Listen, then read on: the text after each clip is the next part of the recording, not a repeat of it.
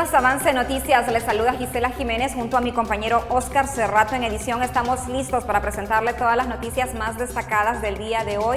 Como siempre, pues agradecemos su fiel sintonía y gracias por dejarnos entrar hasta la comodidad de sus hogares y que usted pues se pueda informar con nosotros. Comenzamos nuestra agenda informativa del día de hoy.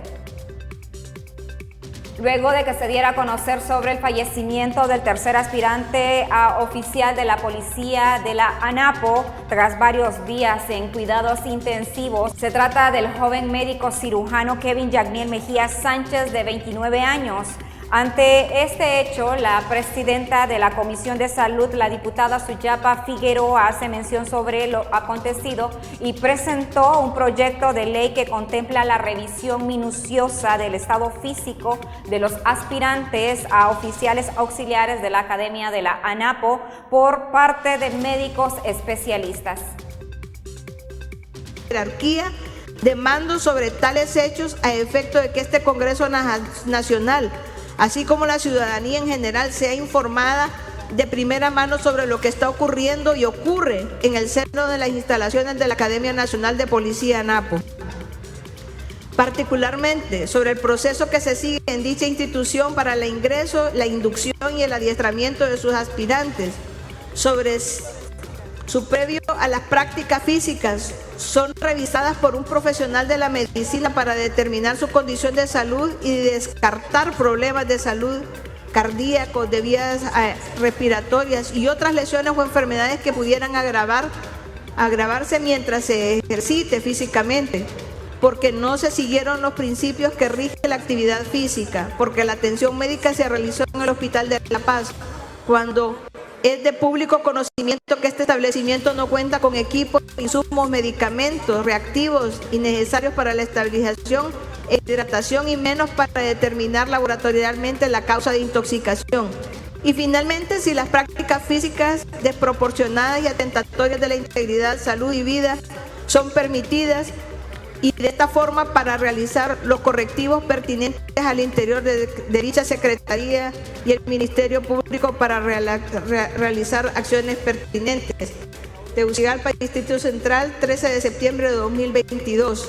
Creo que eso es importante, lo ocurrido, porque no es la primera vez, es reiterada, de todos es conocido a esas prácticas a los que son sometidos los aspirantes a policía. Creemos nosotros que las prácticas son absolutamente violatorias a los derechos humanos de estos compatriotas. Muchísimas gracias, señor presidente. Cambiando de información, el abogado del expresidente Juan Orlando Hernández, Raymond Colón, confirmó que el juez Kevin Castell aceptó una solicitud que se hizo en conjunto con la Fiscalía del Distrito Sur de Nueva York para atrasar un mes la audiencia del imputado prevista inicialmente para este 28 de septiembre. Como una semana atrás me llamó la Fiscalía preguntándome qué íbamos a hacer el 28 de septiembre con la audiencia en frente del juez Castell. Y yo claramente dije, bueno, ¿dónde están mis pruebas que me deben y que son no son no clasificadas, pero más importante que hay un volumen de pruebas que son y de materia que son clasificadas? Ellos me dijeron claramente que tenían todavía información que es no clasificada, básicamente informes de la DEA. Y ahí donde yo le dije, bueno, lo más importante, yo creo que lo más contundente aquí es lo que ha dicho la CIA, la DEA y la DIA. La DIA, para esos que no conocen, es el Departamento de Defensa, que tiene una agencia interna de inteligencia. Eso es la agencia de inteligencia de la defensa. La DEA, obviamente, son bien conocidas como el órgano principal que combate el narcotráfico, y la CIA, que yo conozco, estoy bien familiarizado con ellos después de haber sido diplomático y efectivo. Básicamente lo que yo pedí era que se extendiera el tiempo porque no me han dado las pruebas que necesitamos, las evidencias, materias que son que van a tener profundo efecto en el caso, porque me van a decir básicamente lo que dicen los que están conspirando contra Juan Orlando. Y el gobierno estaba de acuerdo que estaban de acuerdo que había habido una demora dentro de la cárcel por falta de personal, por eventos que no tienen nada que ver con One Orlando, disciplina contra otros reclusos, y en muchas ocasiones situaciones y circunstancias que estaban afuera de la defensa, porque había sucedido algo en la cárcel donde tenían que desviar a la personal de la cárcel. Y eso ha costado, nos perjudica, ¿no? Porque nos han cortado las visitas muchas veces por 3 o 4 horas, cuando necesitamos 10 horas al día. La Fiscalía norteamericana estuvo de acuerdo y sabían que ellos no habían presentado todas las pruebas. El diputado nacionalista Reinaldo Sánchez anunció que presentará un proyecto de ley para que los 400 millones del presupuesto del CNA para consultas sean utilizados para atender la emergencia de la colonia Guillén de la capital. En el Partido Nacional de Honduras siempre vamos a estar a favor de las consultas, porque después de la voz de Dios es la voz del pueblo que debe prevalecer. Pero para este año 2022, considerando de que solamente quedan 3 meses para finalizar el año, no hay tiempo para consultas.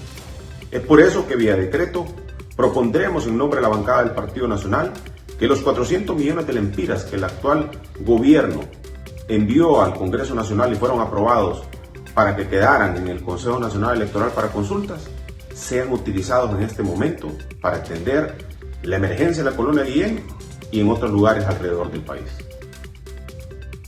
Entre otros de los temas, el gerente de movilidad urbana de la Alcaldía Municipal del Distrito Central, José Miguel Mendoza, informó sobre la habilitación de los túneles peatonales a inmediaciones del Boulevard Suyapa y Boulevard Centroamérica. Miguel Mendoza, si nos comenta, hoy se habilitan los túneles peatonales. Pues el día de hoy, siguiendo lo que es el plan de rehabilitación y también de lo que es la configuración de los diferentes bulevares, y también luego el anuncio del señor alcalde acerca de la cancelación de lo que es el Trans 450, pues estamos procediendo a lo que es la habilitación de los túneles peatonales en los diferentes puntos, como ser Televicentro, Hospital Escuela, Hondutel, y también que ya está habilitado en Plaza Miraflores. Eso es parte importante, ya que pues para nosotros en la ciudad de Buen Corazón el peatón es prioridad. Y esto viene a también ser parte de lo que son los proyectos de diferentes puntos que se van a realizar, pasos peatonales y también pues la habilitación de los túneles.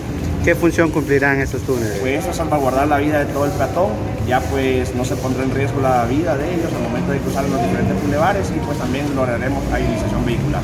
Vemos que ya las personas están circulando por aquí, ya están habilitados. Ya están completamente habilitados, se contará con la presencia también de la Policía Municipal para darle seguridad al momento de cruzar a través de los túneles. ¿Qué trabajo realizaron para habilitarlos? Pues los trabajos de iluminación, poner en punto la iluminación, se estará realizando también el trabajo de pintura, se van a estar pintando las paredes y pues la limpieza continua, rutinaria de los diferentes túneles. Con este proyecto, el Trans 450 tendrá otra finalidad. Pues esa era una de las finalidades, ya lo que es habilitar lo que es el túnel, también lo de las casetas, estarán trabajando en las rehabilitaciones y adecuaciones de las mismas para poder ser puestas a disposición de la ciudadanía. ¿Habrá monitoreo de parte de movilidad urbana? Estaremos siempre presentes en todas estas acciones, ya que pues es parte importante para nosotros. Estamos tratando de peatonalizar lo que es la ciudad. Se busca mejorar la circulación de las personas a través de estos espacios.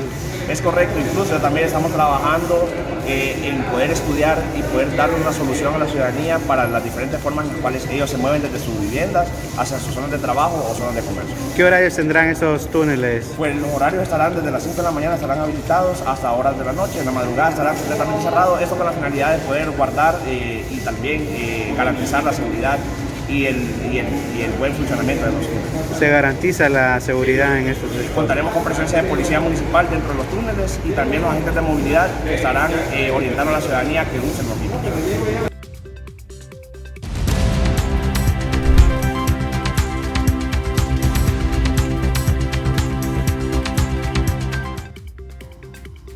Gracias por continuar con nosotros. El Poder Ejecutivo pues anunció que evaluará en el mes de diciembre la ejecución del presupuesto de todos los funcionarios del gobierno luego de que saliera a la luz pública que cierta secretaría apenas habían ejecutado el 1% de su presupuesto. A consideración de expertos mencionan que algunos funcionarios representan más gastos que resultados.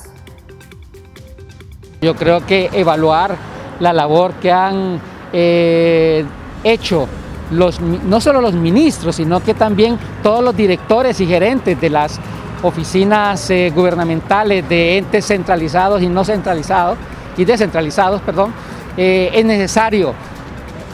Yo creo que debemos de estar claros que si un presupuesto se aprueba es precisamente para cumplir una labor que el gobierno ha determinado importante. Y si hay funcionarios que no cumplen con su labor es precisamente porque no están generando las acciones debidas con programas, con acciones y con algún tipo de manejo de los fondos públicos en beneficio del pueblo hondureño. El ejecutar presupuestos no significa pagar sueldos, porque esto solamente nos genera un gasto. Mientras tanto, el pueblo hondureño está buscando los sitios donde el gobierno tiene la obligación de generar inversión pública y al no encontrarlo, sencillamente los impuestos se están dilapidando como beneficio del pueblo. Así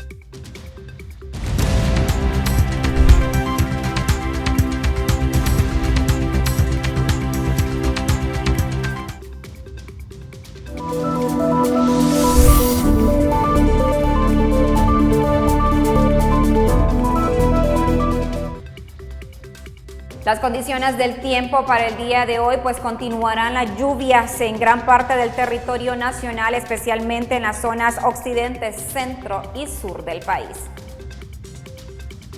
Muy buen día, este es el pronóstico del estado del tiempo de este martes 20 de septiembre. Para este día se espera la formación de una vaguada en superficie que estará generando condiciones meteorológicas muy inestables y producción de lluvias y chubascos débiles a moderados dispersos en la mayor parte del país, de intensidad fuerte sobre algunas áreas del occidente, centro, oriente y sur del país. La altura del oleaje en el litoral caribe estaría de 1 a 3 pies y en el Golfo de Fonseca de 2 a 4 pies. A continuación, el pronóstico de temperaturas a nivel nacional.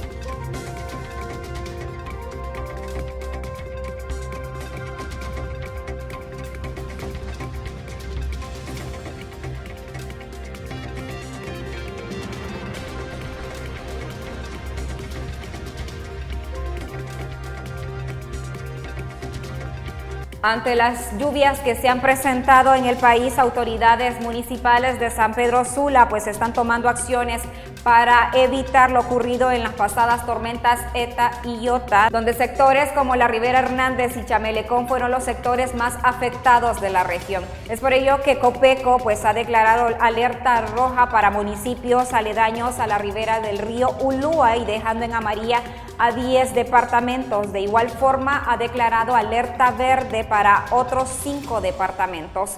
Cuerpos pues de bomberos continúan con el monitoreo del caudal del río Ulúa ante pues el incremento del mismo. Según el director de prensa de la comuna San Pedrana, están pues analizando los sectores que se podrían utilizar como albergue. La comunidad de San Pedro Sula ya tiene un plan estratégico municipal ante cualquier emergencia, ya sea un huracán, ya sea una tormenta tropical o cualquier emergencia municipal.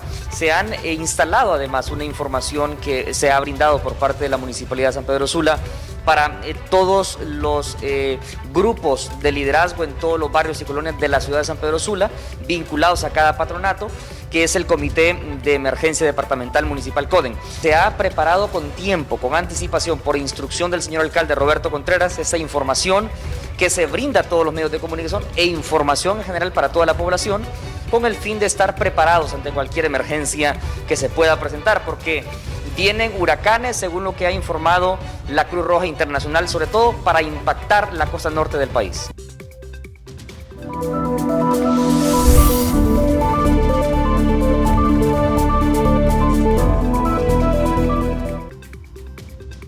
Ante la alerta roja para los municipios aledaños a la ribera del río Ulúa, el alcalde de San Pedro Sula, Roberto Contreras, pues hace un llamado de alerta y prevención debido a la crecida del río Ulúa y Chamelecón y el riesgo para el Valle de Sula. Patriotas, quiero en este momento informar algo muy importante a la Secretaría de Infraestructura y Transporte, también al FIS y a los 11 municipios restantes del departamento de Cortés. No estoy llamando a la alarma, estoy llamando a la alerta y a la prevención. Debido a las lluvias fuertes que han azotado la parte alta de Santa Bárbara, esperamos una crecida intempestiva en el río Chamelecón y el río Ulúa. Estoy llamando a prestar atención a los niveles de crecida del río que podría ser intempestiva. Pido a Copeco, a bomberos, Policía Nacional, Policía Militar, Cruz Roja y todas las fuerzas vivas de San Pedro Sula estar alertas específicamente en las partes bajas del departamento de Cortés, en vista de que podemos tener buen clima en San Pedro Sula, como lo es ahorita, soleado, pero en Santa Bárbara sigue lloviendo copiosamente y ya tenemos picos elevados de crecidas del río Chamelecón y el Ulúa. Llamo en este momento a todo lo que son Copeco, a todo lo que son los codeles, a activarse inmediatamente a efecto de poder mantener la seguridad de nuestra ciudadanía. Si usted vive en partes bajas de la ciudad que han sido inundadas en tormentas anteriores, por favor tome las precauciones del caso porque se avecina una crecida fuerte que podría llegar por la noche o a primeras horas de la mañana del día miércoles tipo 6, 8 de la mañana. Debido a la situación que están atravesando las decenas de familias por los derrumbes de sus casas y deslizamientos en la colonia Guillén y zonas aledañas, el alcalde de Distrito Central, Jorge Aldana, pues ha anunciado que se pospone el Carnaval de Tegucigalpa para el mes de diciembre. Cambiando de información, las autoridades de la Secretaría de Salud han confirmado 2 nuevos casos de la viruela del mono. El jefe de la Unidad de Vigilancia de la Salud, Lorenzo Pavón, informó esta mañana que se ha confirmado 2 nuevos casos en el país de la viruela del mono y se trata de jóvenes de 20 y 29 años del sexo masculino. Los pacientes residentes en el Distrito Central y en su estado de salud es estable, pero se reserva el tratamiento para que la población no se automedique, pero siempre pues tome las medidas necesarias para evitar más de estos contagios. La enfermedad en el país pues continúa su evolución, ya serían 6 casos acumulados. Cabe destacar que ninguna mujer pues ha sido contagiada, los casos confirmados han sido en hombres. La Organización Mundial de la Salud pues hizo pública su preocupación sobre la rápida expansión de la viruela del mono y según datos a la fecha del 15 de septiembre del 2022, el número total de casos ascendía a cerca de 61.200 casos. La Corte de Apelación en materia de corrupción dictó auto formal procesamiento para el exdiputado Reinaldo Ecónomo por el delito de lavado de activos tras su implicación en el megafraude del Instituto Hondureño de Seguro Social que asciende a un total de 158 millones de lempiras. El portavoz del Poder Judicial, Carlos Silva, nos brinda más detalles. Así es, en efecto, los magistrados de la Corte de Apelaciones con competencia nacional en materia de corrupción ya han notificado a las partes procesales de la resolución de los recursos de apelación presentadas en el caso contra el diputado Reinaldo Ecónomo. Es así que por unanimidad de votos se ha declarado parcialmente al lugar el recurso de apelación interpuesto por la Fiscalía.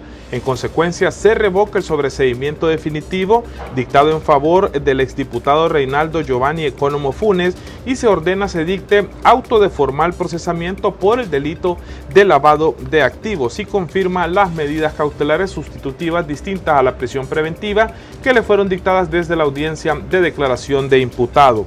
2. Declara sin lugar la apelación de la defensa, quienes peticionaron un sobreseimiento definitivo por el delito de lavado de activos.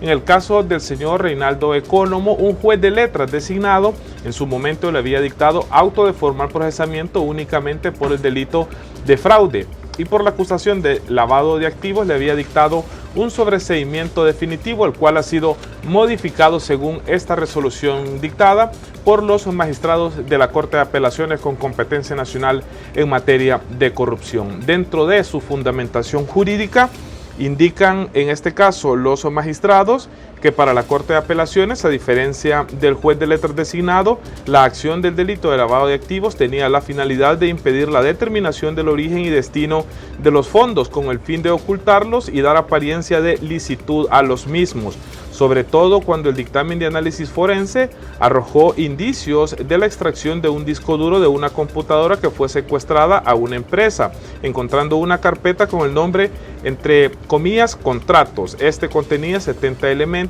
identificando la fecha de creación, modificación e impresión, concluyendo que los contratos fueron creados entre los meses de enero a marzo del año 2016, medio de pruebas estos, que al relacionarlo a la declaración del testigo, se determina que esos contratos fueron elaborados por instrucciones de un tercer imputado con el propósito de justificar la emisión de los cheques a nombre de personas ligadas a Ecónomo Funes.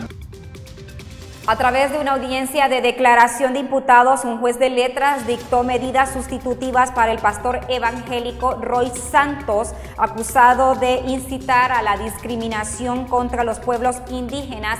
Así nos informa la portavoz de los juzgados capitalinos, Bárbara Castillo.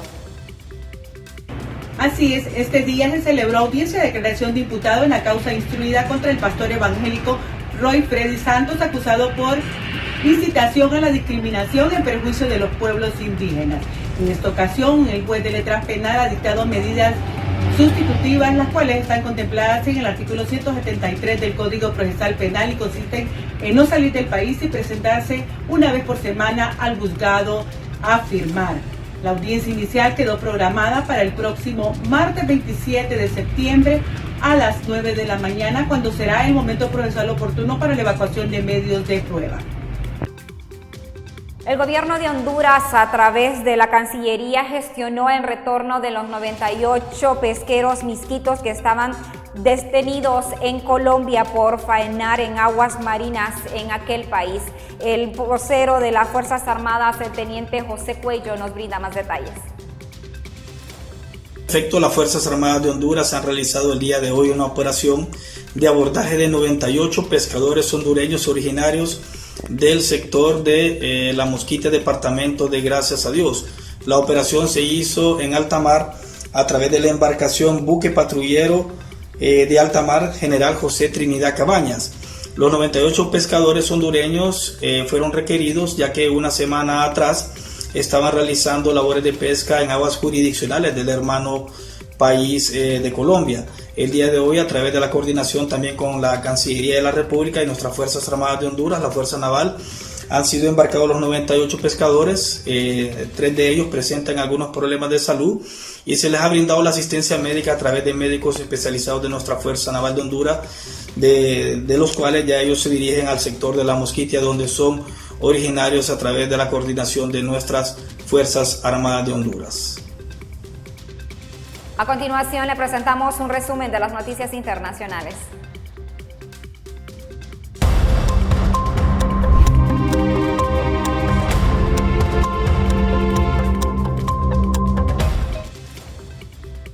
Al menos 2 muertos tras fuerte terremoto en México. El sismo de magnitud de 7.7 sacudió el centro del país justo el día del aniversario de los terremotos de 1985 y 2017. los más destructivos de la historia. En México asciende a 2 el número de víctimas mortales tras el terremoto de este lunes.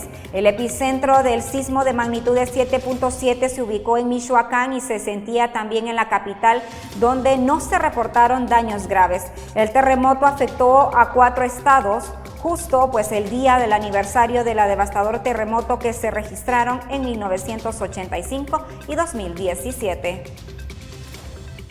La ONU acusa al presidente de Venezuela y a jefes de inteligencia de crímenes de lesa humanidad. Los jefes del Servicio de Inteligencia Civil y Militar de Venezuela han cometido crímenes de lesa humanidad para reprimir a la oposición, dirigidos por el presidente Nicolás Maduro y sus colaboradores, denunció la ONU. El Estado venezolano utiliza los servicios de inteligencia y a sus agentes para reprimir la disidencia en el país. Esto conduce a la comisión de graves delitos y violación a los derechos humanos, incluidos actos de tortura y violencia sexual, afirma un extenso informe que la misión presentó a la prensa. Detectan un nuevo brote de ébola en África tras la muerte de una persona. Las autoridades sanitarias de Uganda investigaron 6 muertes sospechosas en el distrito este mes. El Ministerio de Salud del país dijo que el paciente de 24 años murió después de mostrar síntomas. Uganda declaró un brote de ébola después de que se confirmara un caso de la cepa relativamente rara en Sudán. Así lo dio a conocer la Organización Mundial de la Salud.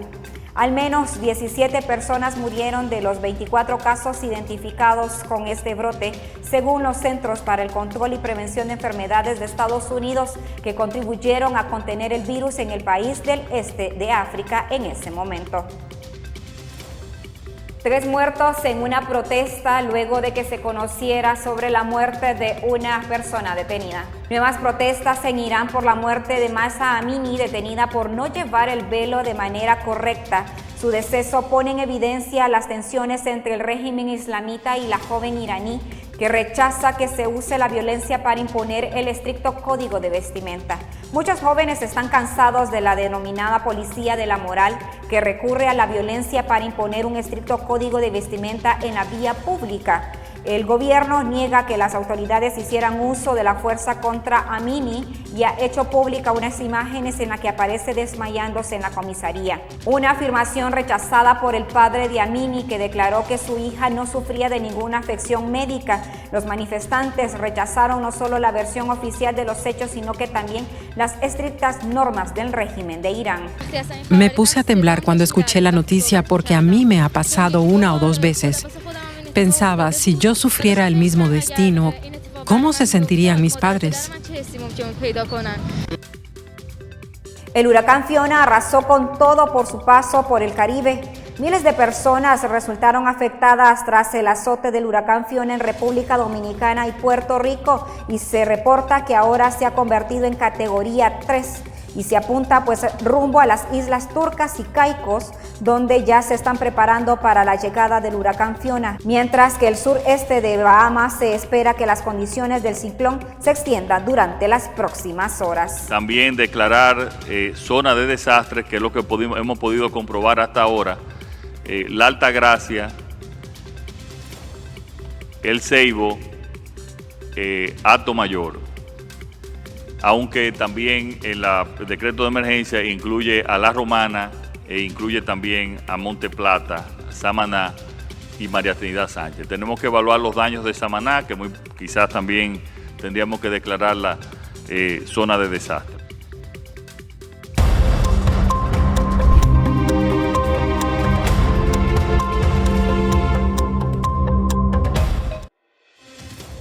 Hasta aquí la información por el día de hoy. Como siempre, los invitamos a que nos siga en nuestras diferentes plataformas digitales. Nos puede encontrar como Avance HD y no se pierda la programación de Avance.